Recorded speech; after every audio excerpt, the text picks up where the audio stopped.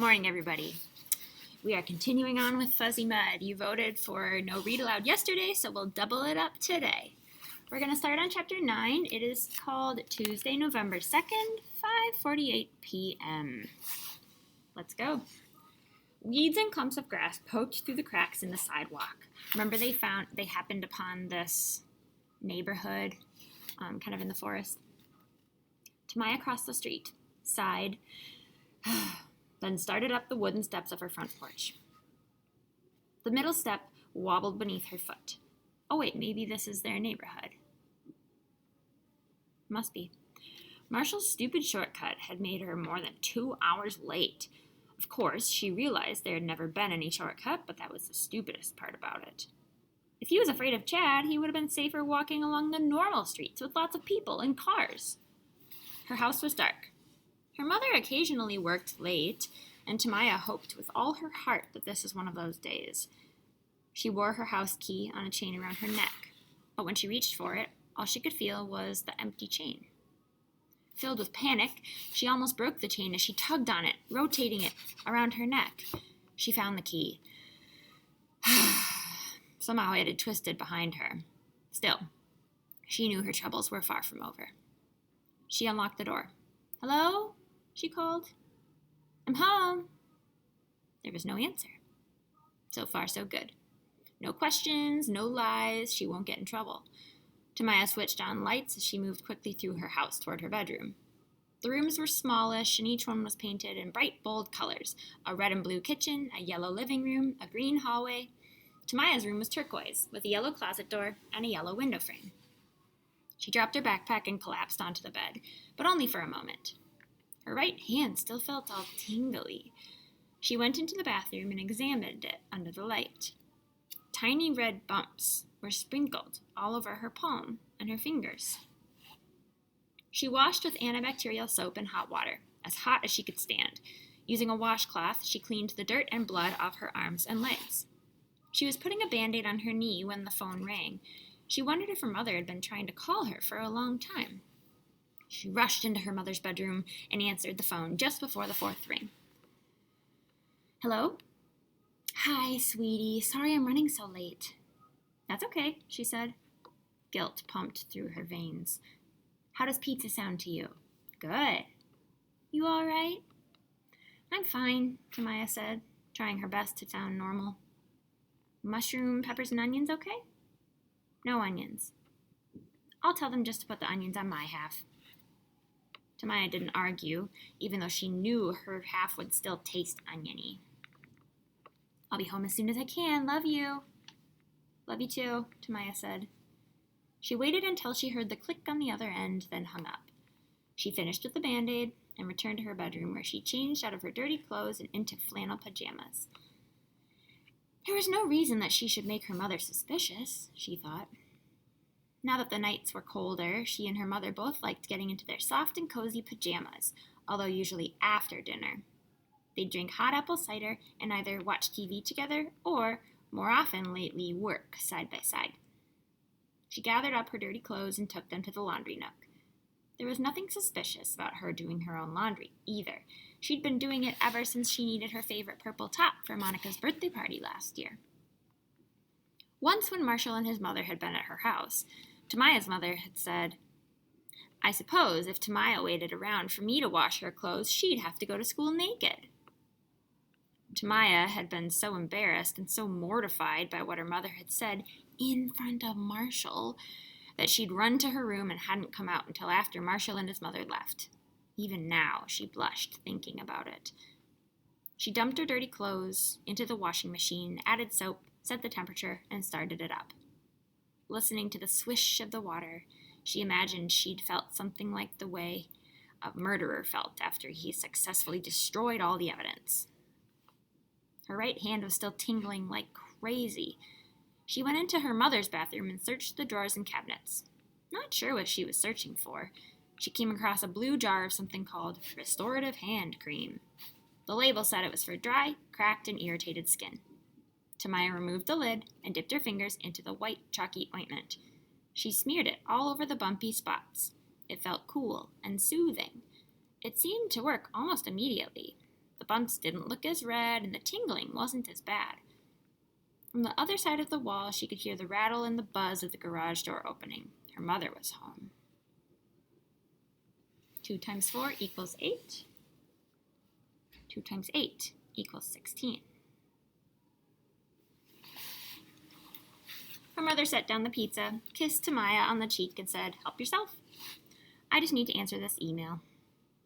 The pizza box smelled of onions. Tamaya had to pick off a few strays before putting a slice on her plate. She had to do it all left-handed so as not to get any of the restorative hand cream on her food. 1 email turned into 6, but that was fine with Tamaya. The more her mother was wrapped up in work, the fewer questions Tamaya would have to answer. Her mother had made a salad as she'd read through her emails. She rarely did only one thing at a time. "So, did Miss Filbert like your report?" she asked as she set the salad on the table. "We ran out of time," Tamaya told her. "She didn't get to mine." "It's too bad," her mother said. "You worked so hard on that." Her mother's hair and eyes were dark, like Tamaya's, but she had lighter skin. She liked colorful clothes. Her green eyeshadow matched her blouse. Tamaya shrugged. "I'll do it tomorrow. No one cares about Calvin Coolidge anyway." Tamaya would have preferred to give her report on a different president, but by the time Miss Filbert had gotten around to calling on her, all the good presidents had already been taken. That was typical. Tamaya sat quietly, with her hand raised, but then someone else had shouted out, "I want Lincoln!" And then someone else had claimed Washington. Miss Filbert had assigned those presidents to the shouters, even though she had just told the class, "Sit quietly and wait until I call on you." It was Miss Filbert who had suggested Calvin Coolidge to Tamaya when it was finally her turn. "He was a lot like you, Tamaya," she said. "They called him Silent Cal because he was known for being quiet." Miss Filbert had said "being quiet" as though it were some sort of abnormal behavior. "You're the one who just told everyone to sit quietly," Tamaya thought. After dinner, Tamaya and her mother were working side by side on the living room sofa. The TV was on, but they were hardly watching. Her mother had a computer on her lap, and Tamaya's notebook paper was on the coffee table next to her history book. She wasn't supposed to just look things up on the internet. Tablets and smartphones were prohibited at Woodridge Academy. The headmistress, Mrs. Thaxton, wanted the students to do it the old-fashioned way. Even calculators were off limits. Tamaya's mother looked up from her laptop and asked if Tamaya had washed her hands after dinner. "You have pizza sauce on you," she said. Tamaya looked at her hand. It wasn't pizza sauce. Despite her mother's hand cream, the red bumps had returned. They had gotten bigger, and there seemed to be more of them. The tingling sensation had also returned, although she hadn't noticed it so much until right now.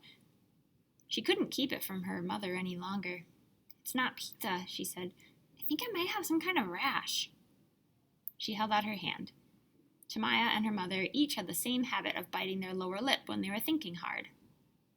Her mother was biting it now as she examined Tamaya's rash. "It feels all funny, too," Tamaya told her. "Do you know how you got it?" "I noticed it after school," was all she could say. She had promised Marshall not to tell her mother or anyone else about the woods. "I put some of your stuff on it." "What stuff?" "Restorative hand cream in a blue jar." "Good," her mother said. "I use it all the time. It absolutely works miracles." Tamaya was glad to hear that. "I've got a meeting tomorrow morning," her mother told her, "but if you want, I can cancel and take you to see Dr. Sanchez." "No, it's not that bad," Tamaya said. "I'll put more of the hand cream on it before bed." "We'll see how it looks in the morning," her mother said. Later, Tamaya thought that maybe she should have agreed to let her mother take her to see Dr. Sanchez. At least she wouldn't have to worry about Chad ambushing her on the way to school. "You're next, Tamaya," he said. Still, would a 7th grade boy really beat up a 5th grade girl at school, with all the teachers around? She doubted it.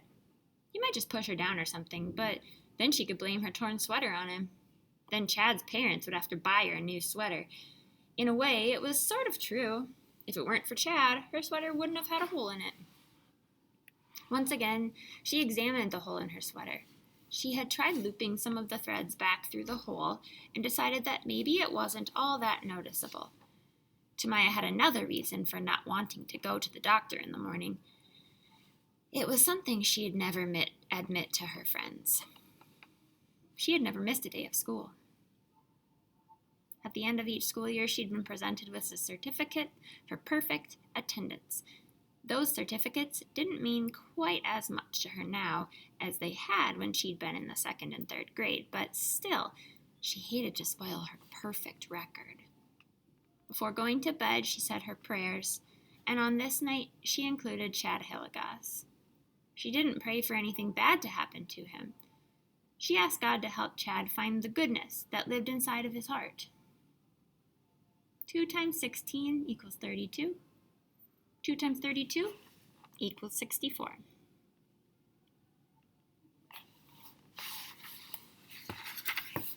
And that is the end of chapter 9. We're going to read chapter 10, and then we'll wrap it up for today. Chapter 10, Wednesday, November 3rd, 2:26 a.m. Tamaya slept. Marshall did not. As much as Chad had tormented him, he tormented himself even more. He lay in bed, desperate to fall asleep. He knew he'd have to be alert to deal with Chad, but sleep seldom comes to those who are desperate for it. It is something that has to be eased into gently. He'd gotten in trouble for coming home so late from school. He was supposed to have looked after the twins, and when he hadn't shown, his dad had to leave work early. "The only way we can afford to keep you at Woodridge is for everyone to do their part," his father had reminded him. "Good, I'll go to another school then," Marshall said. "I hate that place." It didn't make any sense to Marshall. If his parents couldn't afford it, and he hated it, then why not let him go to another school? But that argument only made his parents angrier. Then, on his way back to his room, he'd accidentally stomped on the twins' hippo village, which had just caused more yelling. "You're lucky I didn't step on you," he'd told Daniela. The whole thing was his parents' fault, Marshall decided. His birthday was September 29, and back when he was 4 years old, his parents had to make a choice. Either he could start kindergarten as one of the youngest kids in the class, or he could wait a year and be one of the oldest. If they had waited, he'd be older, bigger, stronger, and Chad Hillegas wouldn't even be in the same grade. How many members are in the U.S. Senate? That was the question Mr. Davison had asked Chad. 29? Chad had guessed. Andy was the one who had laughed. Ha! Not Marshall. "How can there be only 29 senators?" Andy had pointed out. "There's 50 states." But then Mr. Davison had said, "Marshall, will you kindly tell Chad how many senators there are?" Right then, Marshall knew he was doomed. He'd considered giving a wrong answer, and maybe he should have, but who knows. If he'd said something like 28 or a million, Chad might have thought Marshall was mocking him. Instead, what Marshall had done was stare down at his desk and very quietly say, 100, I guess. It was only a short time later that Chad had nearly thrown him down the stairs. "We need to settle this once and for all, and you better be there, you thumb-sucking coward." Now, as he lay wide awake at 2:30 in the morning, Marshall tried to convince himself that since Chad had finally beaten him up, he wouldn't bother him anymore. They'd settled it once and for all. Except he knew the opposite was more likely. Now that Chad had tasted blood, he would come back for more. And he would come after Tamaya, too. He imagined walking to school with her. She's yammering away about Monica or Calvin Coolidge or something, when Chad grabs her, spins her around by her hair, and punches her in the face. "Leave her alone!" Marshall imagines shouting. Tamaya would be on the ground, crying. Chad's about to hit her, but Marshall grabs his arm. "I said, leave her alone!" Chad shoves him. He shoves Chad. A crowd gathers. Chad comes at him with all he's got, punching wildly, but Marshall holds his ground, ducking and hitting back. At first, Marshall hears everyone rooting for Chad, but as the fight continues, he starts to hear a few of his old friends root for him. "Get him, Marshall! You can do it, Marshall!" And then As Marshall tried to fall asleep, he imagined this fight ending in different ways. Sometimes he was the winner, leaving Chad beaten, begging for mercy. Other times, Chad won, but only after a long, hard battle. He envisioned himself lying on the pavement, barely able to move. Two pretty girls from his class, Andrea Gall and Laura Muskrantz, kneel by his side and tell him how brave he was. They'd dab the blood off his face with a wet paper towel. Laura would kiss his cheek. But even as he imagined all of this, he knew that it would never happen. If Chad attacked Tamaya, the best he could hope for was that a teacher would break it up before Tamaya got hurt too badly. Then maybe Chad would be expelled.